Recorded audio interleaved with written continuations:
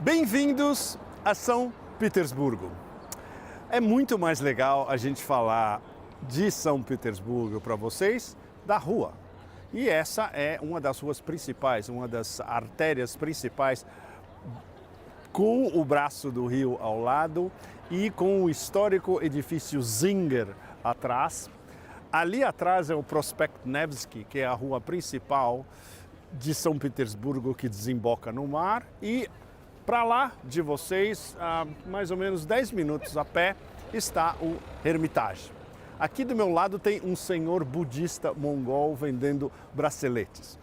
A movimentação aqui é absolutamente espetacular o dia inteiro.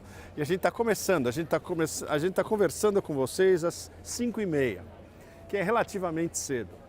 A vida noturna aqui nesse círculo, perto do Hermitage, ela vai até meia-noite, 1h da manhã, fácil. E a gente está praticamente em cima das noites brancas. O pôr do sol hoje vai ser em torno das 11 da noite. Ainda tem luz às 11 da noite. E um crepúsculo belíssimo, que tem uma intersecção de nuvens. E, claro, para a pintura e para a história da pintura é absolutamente imprescindível. O Fórum de São Petersburgo é um dos fóruns econômicos e de business mais importantes da Ásia, da Eurásia inteira e, evidentemente, se for considerar o Ocidente, e eles olham para cá e as manchetes, por exemplo, dos jornais ingleses é o Fórum de Putin, a Davos de Putin, o que é um negócio completamente estúpido. Este é um fórum que envolve todo o big business russo e uma boa parte do big business da China, da Coreia do Sul, da ASEAN, Associação das Nações do Sudeste Asiático, do Oeste da Ásia, da Índia e, por exemplo, a gente está mais ou menos na nossa conversa no meio do fórum. Hoje, quando a gente está conversando, dia 4, teve uma programação de geoeconomia muito boa, tem uma discussão sobre geopolítica de finanças daqui para frente, uma discussão muito boa de relações internacionais que a gente poderia delimitar como a morte da democracia e a morte da democracia liberal, certamente, e a morte da diplomacia, especialmente, não só pelos americanos, mas pelos europeus.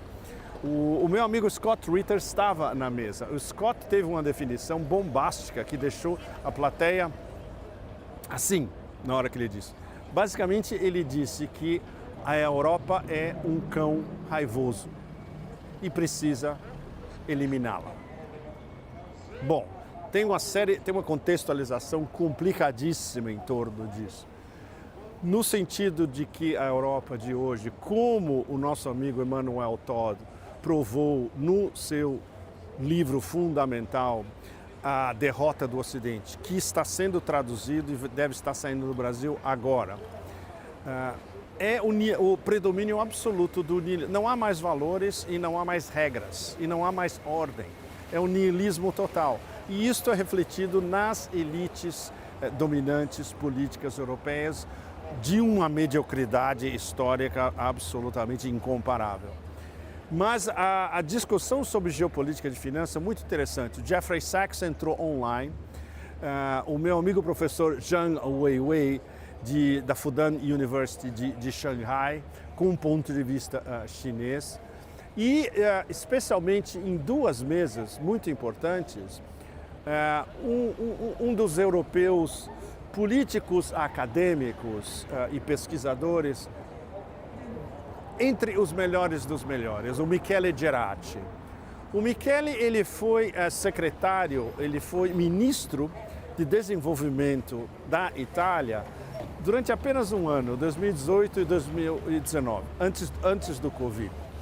Mas ele fez tanto para a aproximação da Itália, especialmente com a China, que ele conhece super bem. Pra vocês terem uma ideia, ele levou Xi Jinping à Sicília. Michele é siciliano. E ele recontou essa história hoje também.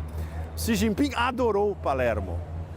Vocês imaginam, Xi Jinping chega em Palermo, ficou deslumbrado com tudo, com a paisagem, com a comida, etc. E ao vivo ele disse que isso pode se tornar um grande magneto para o turismo chinês. Adivinha o que aconteceu imediatamente na sequência? Todas as agências de viagem da China começaram a programar excursões para a Sicília, começando em Palermo. Quando eu voltei à Sicília no fim do ano passado, tem já Chinatowns em Palermo e tem turistas chineses em Palermo, mas o tempo todo. Tudo isso decorrência dessa viagem organizada pelo Michele, colocando a Itália como um dos nós do Belt and Road, das novas rotas da seda, e isso depois, evidentemente, caiu por terra, porque nos governos posteriores italianos, inclusive da senhora Meloni, a Itália está fora das novas rotas da seda, teoricamente, tecnicamente, talvez alguns pequenos projetos. Bom, isso é muito importante para ilustrar a possível sinergia entre Ásia e Europa. Que os europeus, isso na cabeça da liderança em Bruxelas, daquelas elites burocráticas medíocres de Bruxelas, para vocês terem uma ideia, isso já deve ter circulado no Brasil. Eles querem taxar produtos chineses agora, culpando e criminalizando a China por superprodução. Como eles são incapazes de concorrer com a qualidade do que a China está exportando, a China exportando seus produtos de altíssimo nível, inclusive na Europa, evidentemente, é impossível, os melhores SUVs do planeta, por exemplo, híbridos ou totalmente elétricos. Eles agora querem taxar tudo que vem da China, o que é um negócio de uma estupidez absolutamente abissal. E isso a mesa colocou nos seus devidos lugares.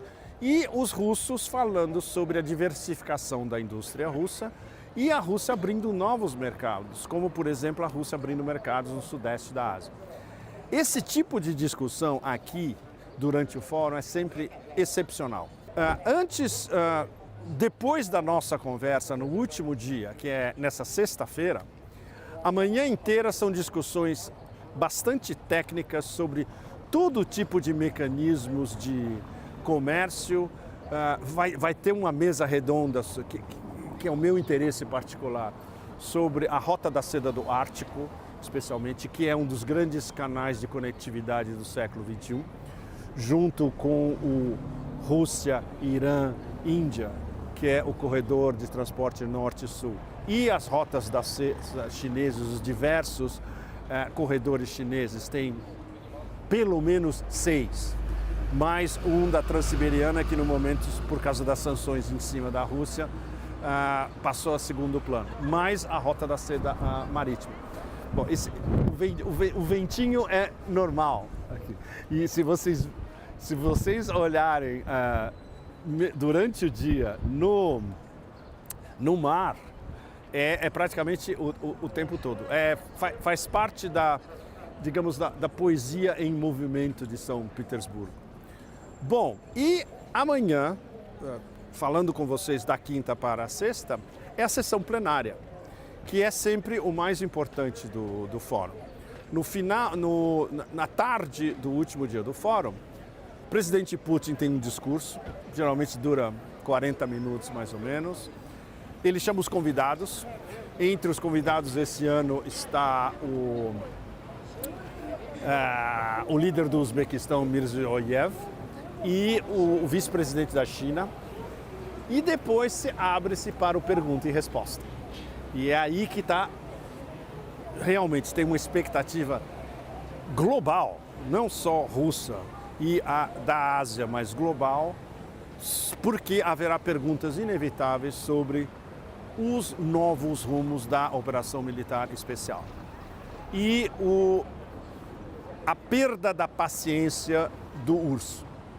O urso perdeu a paciência com as agressões e as provocações dos chihuahuas europeus, sejam de onde for. Todos os chihuahuas da OTAN reunidos e especialmente os chihuahuas do Báltico aqui do lado. O Báltico está a 10 minutos a pé de onde a gente está agora.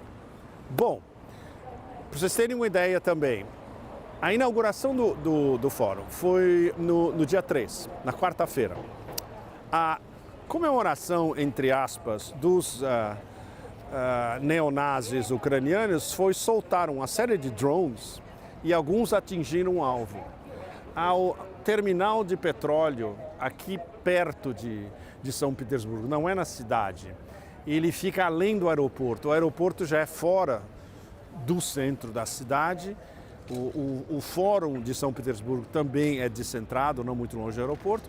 E eles atacaram o terminal de petróleo, que fica ainda um pouco mais longe. Mas dando um recado, basicamente esse é o recado da OTAN quando começa um fórum econômico internacional, asiático e do sul global tão importante quanto esse. É claro, e fica claro para vocês a dicotomia entre guerras eternas, russofobia, movida por russofobia no caso dos europeus, e especialmente dos bálticos, e a lógica interna da Eurásia, que é business, business, business com todo mundo. Tem, como no ano passado, tem uma delegação talibã. Os talibãs vieram para cá para fazer negócios no Afeganistão, porque eles sabem que os investidores potenciais, muitos estão aqui, russos, chineses vêm para cá também, sul-coreanos vêm para cá também, e claro, eles têm que mandar uma delegação. O ministro do Comércio talibã está aqui em São Petersburgo fazendo business. Essa é a lógica interna e externa programada pela Rússia. Por exemplo, amanhã vai ser discutido mais uma vez um projeto que é um projeto de segurança nacional, que é o desenvolvimento de toda a Sibéria que não está ainda hiperdesenvolvida, e o Ártico, e o extremo leste russo, que vai até as ilhas Sakhalina e Kamchatka, por exemplo.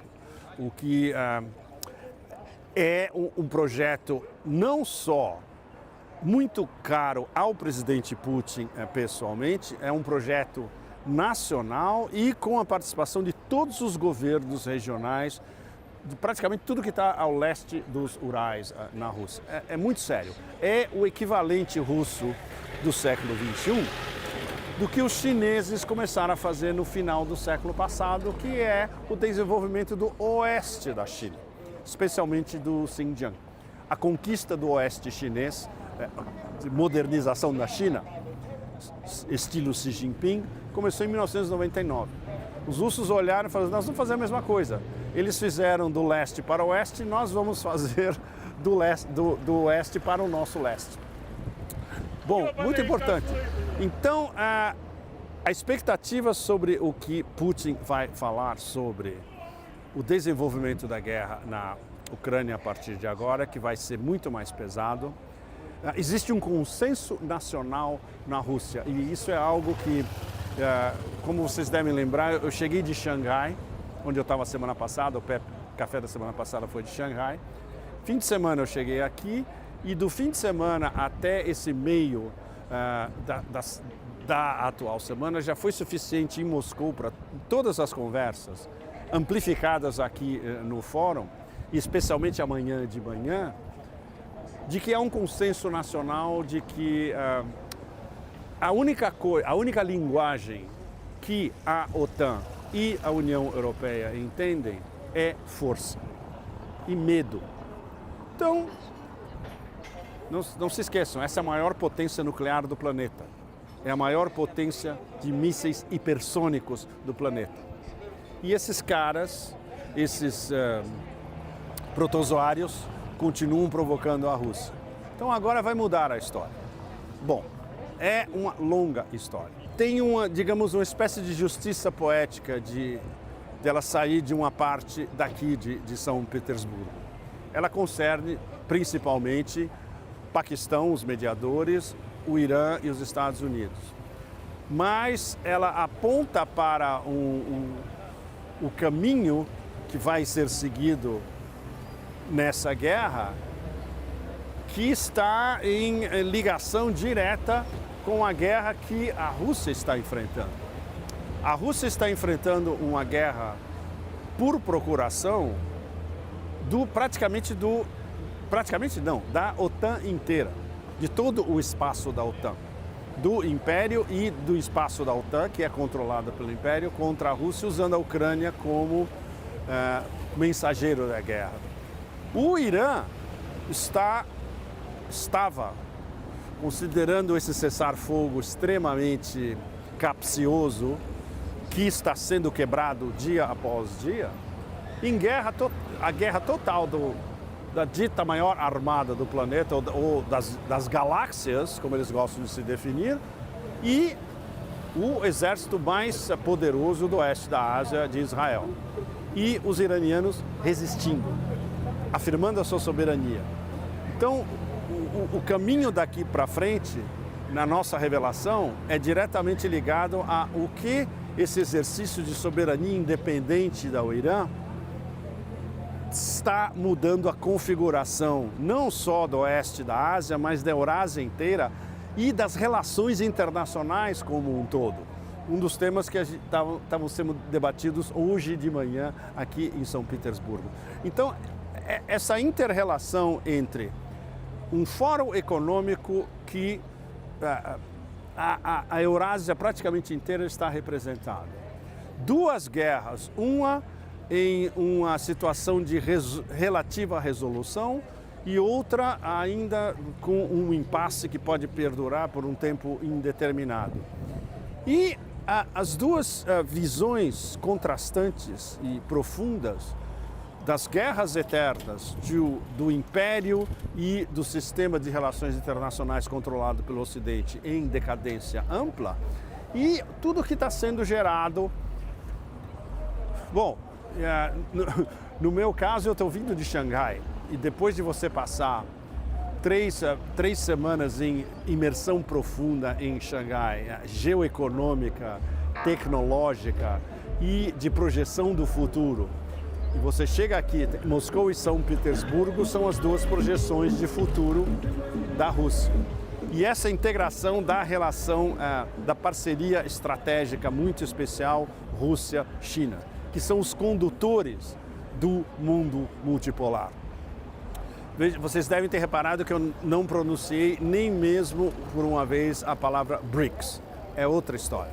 A gente está falando do big picture mesmo, do que Rússia e China estão planejando daqui para frente e a relação está cada vez mais próxima. E no caso do Irã, que é o terceiro parceiro, porque essas relações estratégicas estão interligadas, o personagem mais importante político do Irã, desde o início da guerra americana contra o Irã, que é o Ghalibaf, o líder do parlamento.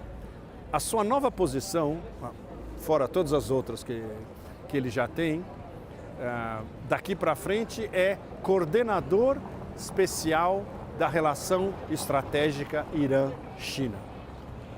Ou seja, toda essa interligação euroasiática, geoeconômica, geopolítica e, em muitos casos, militar, está avançando a uma enorme velocidade, enquanto, do outro lado, vocês sabem exatamente o que está acontecendo.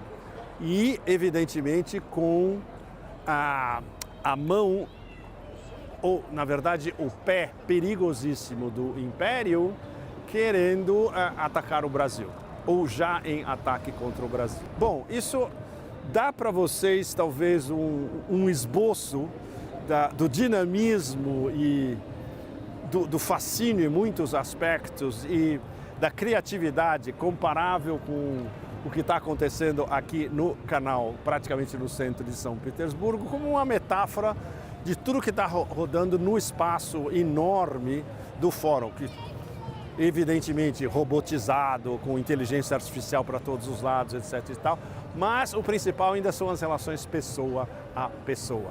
E tem encontros bárbaros que você no meio do fórum e que terminam rendendo oportunidades de business extraordinárias em todos os pontos da Eurásia. Bom, muito obrigado a vocês todos. Um grande abraço de São Petersburgo. A semana que vem a gente volta à Barra Pesada, vai ser do Otanistão. Mas em termos de relações internacionais, vai ter um dado novo na mesa que ninguém suspeitava que fosse possível. Prestem atenção nos próximos dias e a gente continua a conversa na semana que vem. Das vidania, bye bye!